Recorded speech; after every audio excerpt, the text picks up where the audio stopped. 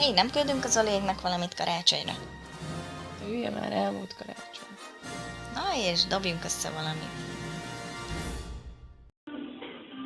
Most videózol? Várjál, most nevetni. Ja. Tudod, hogy kit voltak Franciaországban? Párizsban? És közben menjek is? Jél! Jézusom! Na, várjál. Na, itt vagyok, bocsánat, csak folyamatosan hívnak. Jaj, hát amit nem lehet elfelejteni. Na mi is az? Az meg! Mit mondjál? Van valami sztorid?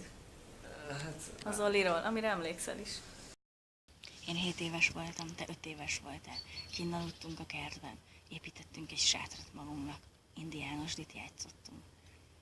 Anyu bent aludt a házban, apu volt a nagyfőnök, te voltál a Vinetű, én a Csingacsuk. Aztán Vinetű kidőlt egy idő után, mert nem bírta éjfél után fent maradni. Tehát szépen ott hagytunk téged apuval, és elmentünk a kocsmába.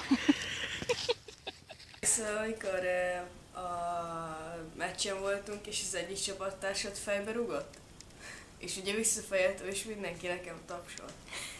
Lenne egy kérdésem hozzá, ami még igazából még mindig válaszolatlanul maradt. Pár éve történt, amikor egyszer nálunk voltatok nyaralni, és elrepült a papagájó.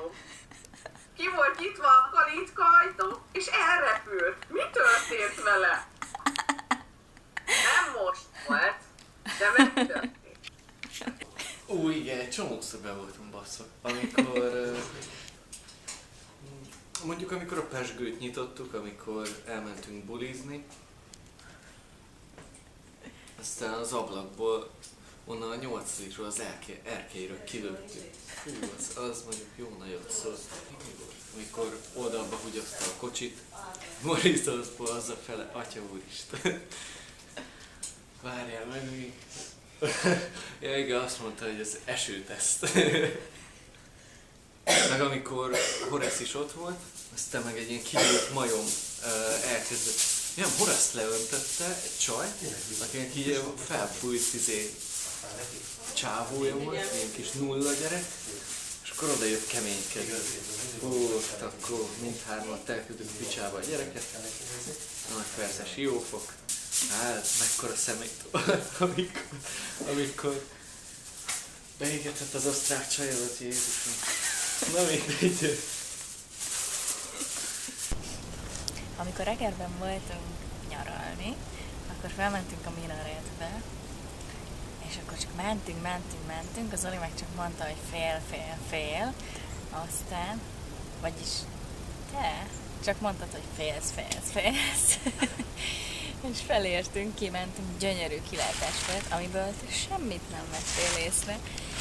Mivel térviszonyod van, ezért ott gubbasztottál a bejáratnál, és mindenki téged kerülgetett, hogy kijussanak onnan, és te már egyből mentél volna le, és csak szorítottad a kijáratot.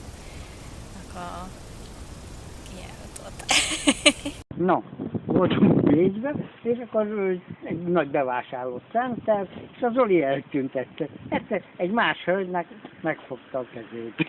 És egy más nővel sétált. Nem az anyjával sétált, egy más nővel. Azt hittem, és azt mondja Macsi, hogy te mit röhögsz ezen? Hát mit röhögni? Hát van mind röhögni.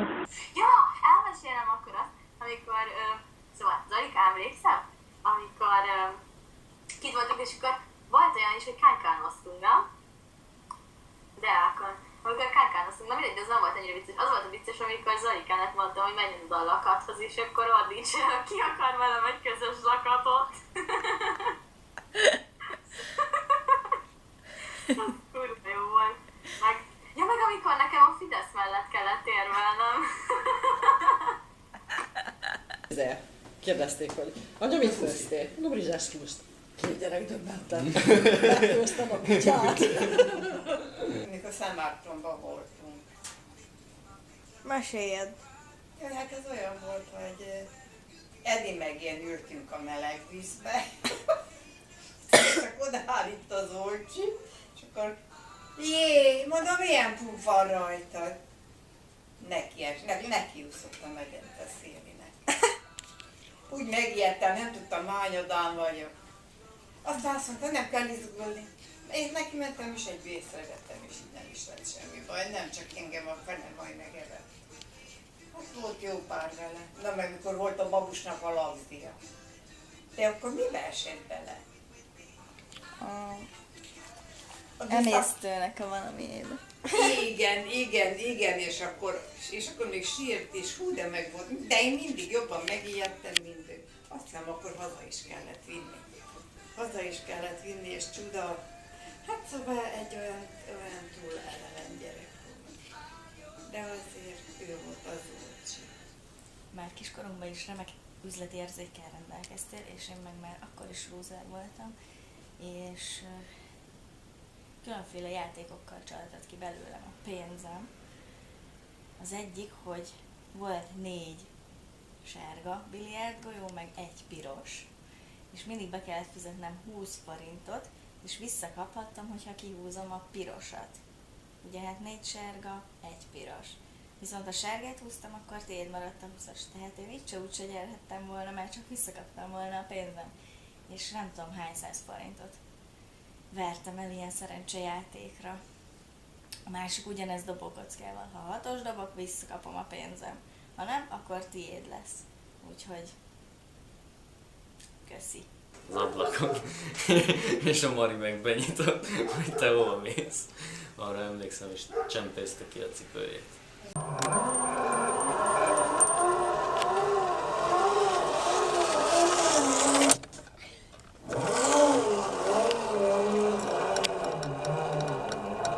Drága kedves unokám, meg Rékácska, kívánok neked nagyon, de nagyon boldog karácsonyi ünnepeket, és nagyon hiányozni fogtok a karácsonyi ünnepi ebédnél. Sok puszit küld a mami nektek, és nagyon szeretlek benneteket.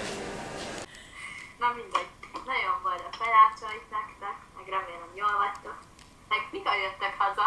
Úgyse tudtak válaszolni. Imádlak benneteket, nagyon hiányoztok. Jók legyetek. Maradjatok ott, ahol vagytok, sokkal jobb helyetek van ott, mint itt van. Boldog karácsonyt! Úgyhogy nagyon boldog karácsony nektek. Szia Zolikám, Rékám! Nagyon boldog karácsonyt kívánok nektek, sok szeretettel, és nagyon hiányoztok! Sziasztok! És nagyon sok boldog karácsony, és nagyon vigyázz magadra, és gyere minél előbb haza. Várunk téged. Na csázé, szia Réka! Kellemes ünnepeket nektek, várom, hogy rúgjuk a gólokat, leginkább én neked. 10-én kurva nagyot fogunk bulizni, siessetek haza, boldog karácsonyt és boldog új évet! Sziasztok! Kellemes karácsonyi ünnepeket kívánunk! És boldog új évet! All I want for Christmas is you baby. Nem tudom németül, na mindegy.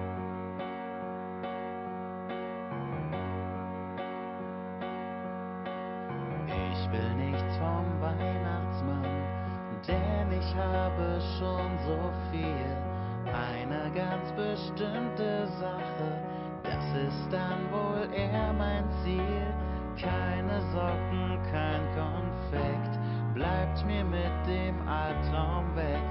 Ich geb offen zu, alles was ich brauche, bist du.